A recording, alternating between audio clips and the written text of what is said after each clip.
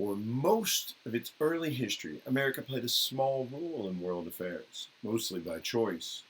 But in the late 1800s, this began to change, with leading spokesmen calling for the United States to join the ranks of the world's major powers.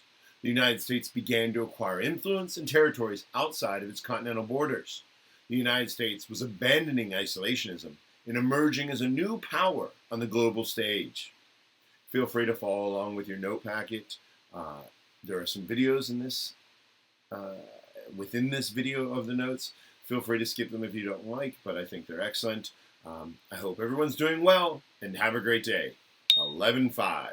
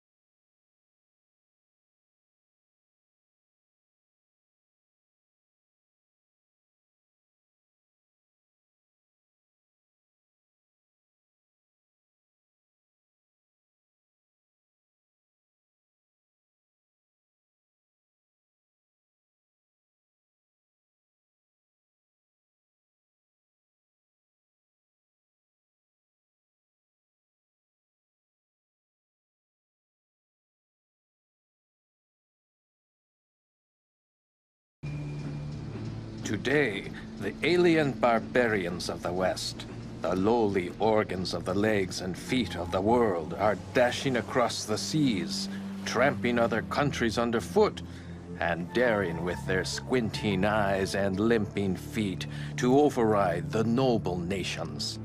What manner of arrogance is this? Japan had managed to keep the alien barbarians at bay for more than 200 years.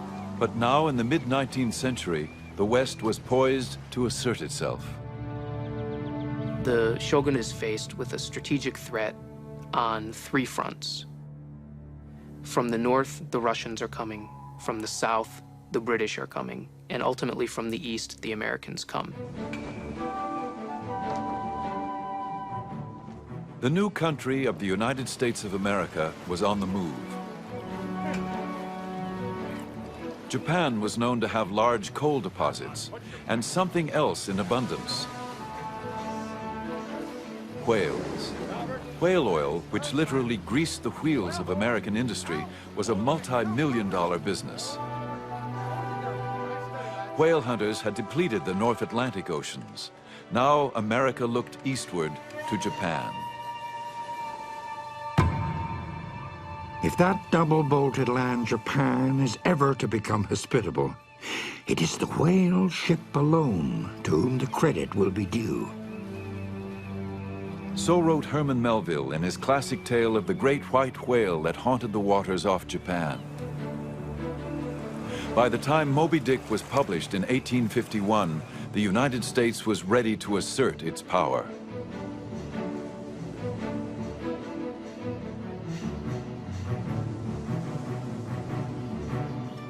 Japan's leaders were aware of the growing push towards their shores. The shogunate had been preparing for the arrival of the West for decades. They had set up a special translation bureau, which was gathering information about the West, translating atlases, translating dictionaries, developing a set of foreign affairs specialists. Key advisors warned of an imminent foreign threat. They urged the shogun to bolster his defenses. We should build warships.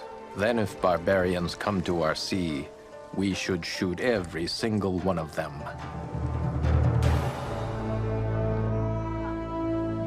Others feared that Japan could not serve as a worthy opponent to the West. Their weaponry and ships had not changed since closing the doors to Europe 200 years before. There was no resolution.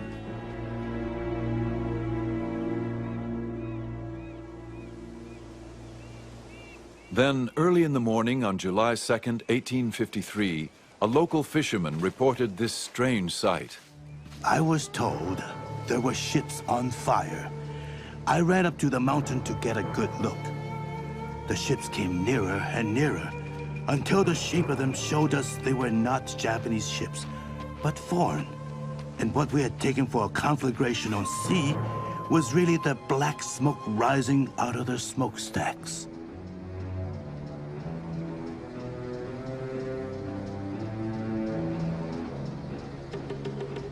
These steamships dwarfed any ship ever built in Japan. To the Japanese, they were the kurofune, the black ships of evil appearance. On board were some 60 cannons and almost 1,000 Americans. And they landed not in the foreigners' port of Nagasaki, but rather in the forbidden waters of Edo Bay, the shogun's own capital city.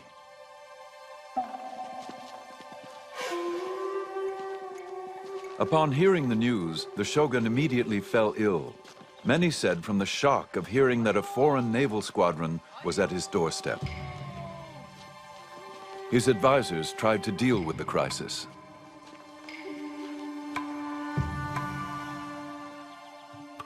Fresh messages arrived one after the other.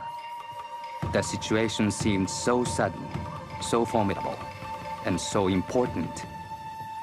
Orders were issued to the great clans to keep strict watch, as if it were possible that these barbarian vessels might proceed to acts of violence.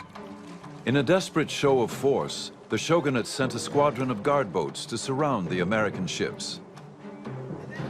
The Japanese officer ordered the ships to leave. Their commander, Commodore Matthew C. Perry, ignored him. I was well aware that the more exclusive I should make myself, and the more exacting I might be, the more respect these people of forms and ceremonies would award me. 5,000 samurai warriors armed with swords and antiquated cannons lined the shores. Again, their chief officer commanded Perry, leave Edo Bay immediately. The Commodore refused. I endeavor to inculcate the idea that the government of the United States is superior in power and influence to Japan. The honor of the nation calls for it, and the interest of commerce demands it.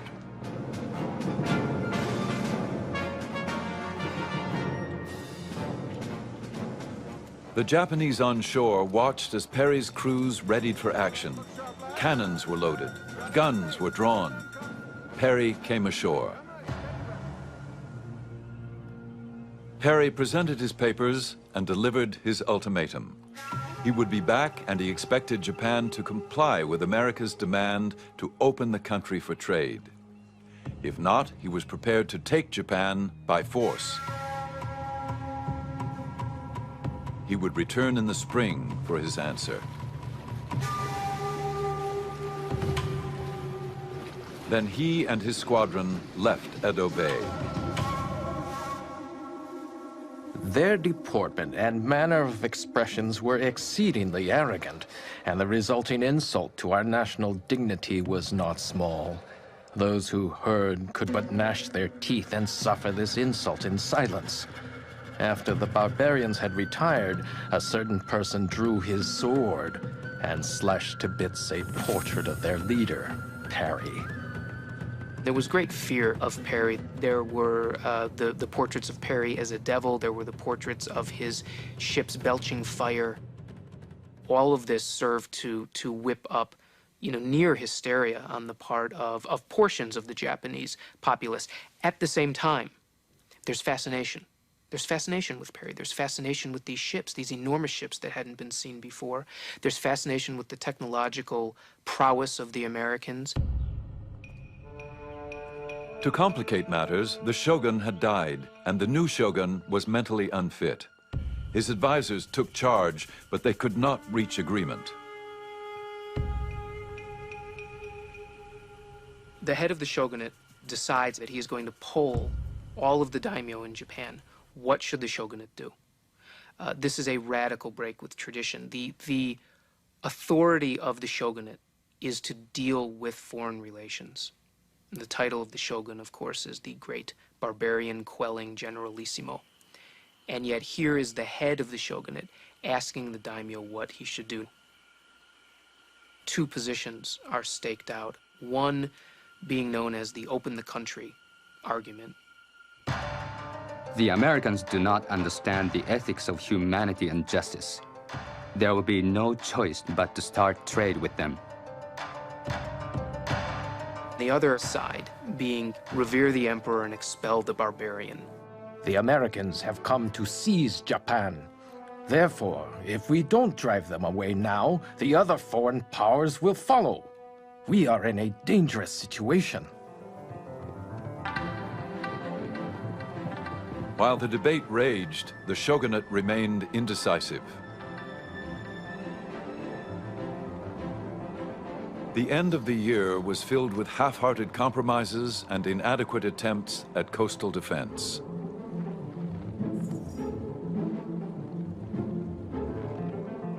Then, in February, Perry returned earlier than expected. This time, his show of force was even more ominous. He arrived with double the ships and crew. The honor of the Japanese had been challenged, but they had no means to defend it. Their only hope lay in negotiation.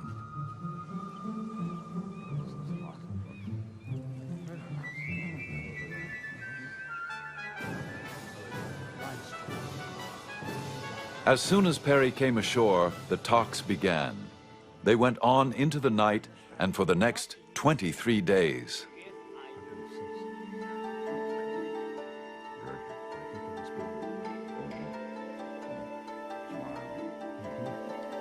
In the end, the treaty was a compromise, which served both countries' interests. Perry got what he wanted, which was to establish a relationship between Japan and the United States. The shogunate got what it wanted in not surrendering its control over foreign relations and opening Japan up to unregulated trade. I'm not sure that the shogunate has been given enough credit for choosing peace over war. And you can say that the shogunate chose to open up relations with America and the West out of weakness, but it didn't have to. The shogunate took the practical decision, and they chose peace, and thereby preserved the integrity and territorial sovereignty of their country. Before signing the treaty with Perry, the shogun arranged a social evening, a prerequisite for conducting business in Japan that continues to this day. Sumo wrestlers displayed their strength. The first one invited Perry to punch him in the stomach. Another wrestler hoisted 2 huge bags of rice over his head to show his strength. Perry offered champagne and whiskey. He gave the Japanese gifts. Among those of particular interest, a telegraph, a camera, and a quarter-scale steam railroad, unlike anything the Japanese had ever seen. Japanese engineers would quickly make plans to replicate them.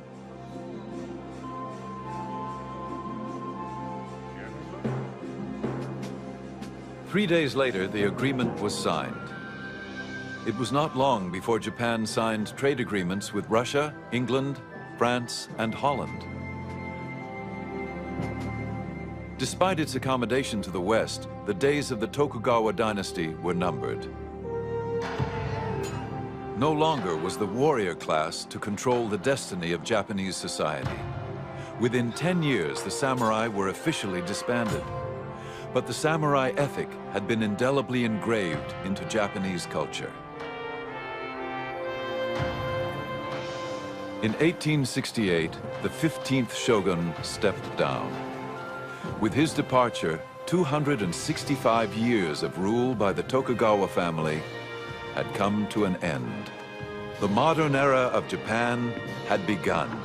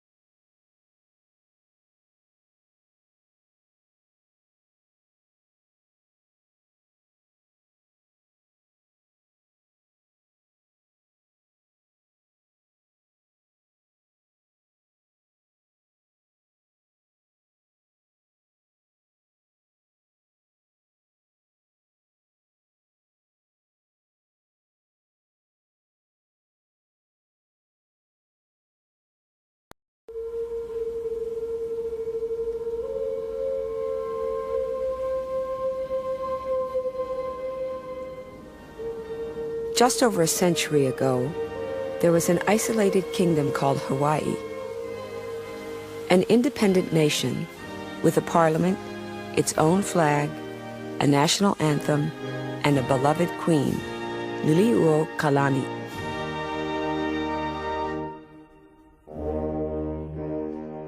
But in 1893, she was removed from her throne with the help of the United States Marines. It was a great loss to her people. If you can imagine something within your own culture that is tremendously important to you that is suddenly done away with, just totally ripped out and gone. If you can imagine yourself relating to something like that, that's what we went through.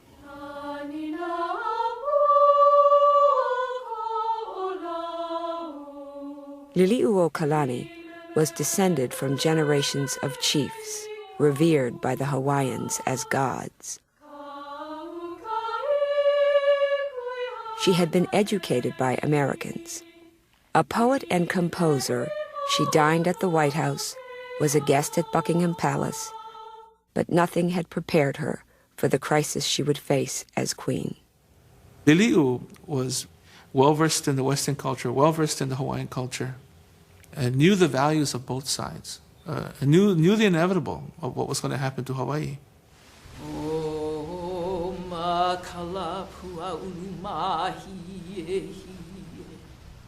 When Liliu was born in 1838, the chanting lasted for days. It was the way to herald new arrivals among the ali'i, the high chiefs of the islands.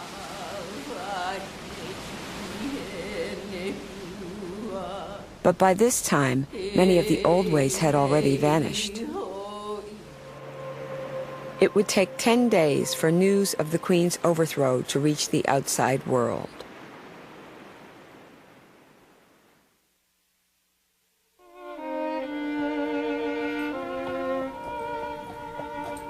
On January 18, 1893, the day after she surrendered, Liliuokalani went for a ride in her carriage.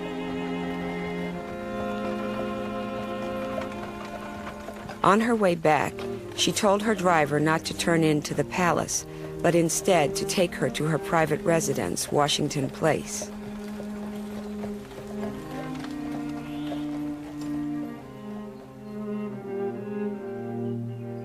She firmly believed her exile would be brief, that the United States would recognize the error and she would be reinstated. On February 1st, Minister Stevens ceremonially raised the American flag over the government building. Liliuokalani wrote in her diary, "Time may wear off the feeling of injury, but my dear flag, the Hawaiian flag, that a strange flag should wave over it. May heaven look down on these missionaries and punish them for their deeds." The palace was renamed the Executive Building. Martial law was declared and would be enforced by the ragtag army of the provisional government. There was a blackening out of things, of news. But our people were able to find a means of protest. Because they were told by their leader, their queen, not to take up arms, they began wearing hatbands that said Aloha Aina, that meant patriotism. They began to make quilts that had the Hawaiian flag because the Hawaiian flag had been banned. Here she was denied all reading material except for her prayer book. During this time, she composed a number of pieces, including the Queen's Prayer.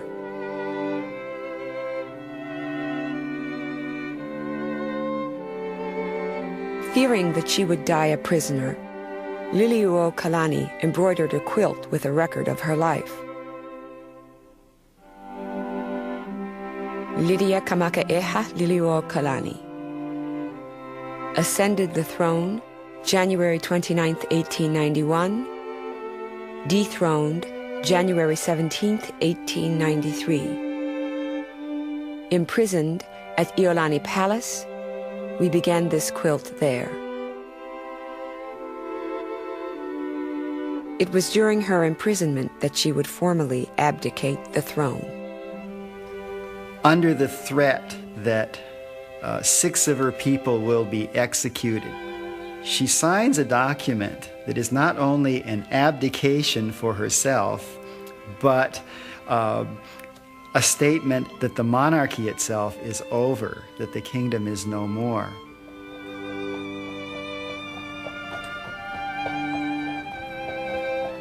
The news strikes the Hawaiian people with great force because to them she was still queen.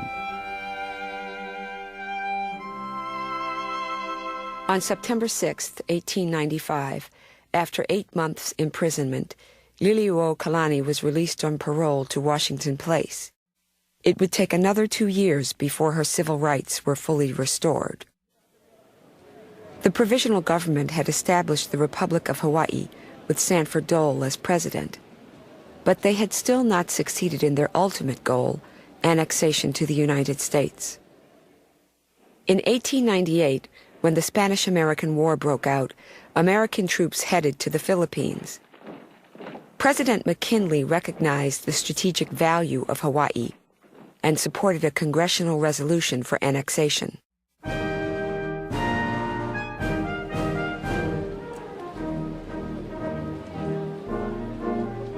On August 12, 1898, in a grand ceremony, President Dole formally yielded the sovereignty and public property of the Hawaiian Islands to the United States.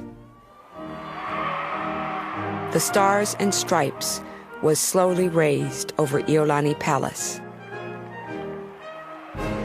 and the Hawaiian flag was brought down for the last time. But few Hawaiians would witness the ceremony. Most spent the day at home, behind closed blinds. On the actual day of annexation, the Queen shuttered herself at Washington Place, surrounded by her court, by the princes, by her ladies-in-waiting, and they had a solemn picture taken. On the other side at Iolani Palace, there were sharpshooters pointed out. There was still tension in the air that something might happen, but when the Hawaiian flag was lowered, it was said that it was cut into small little 2 to 3 inch ribbons and given out as tokens of remembrance to the sons and daughters of the missionary families, so that they could keep those as little tokens of their great victory over the Hawaiian kingdom and the end of the tyranny of the Hawaiian monarchy.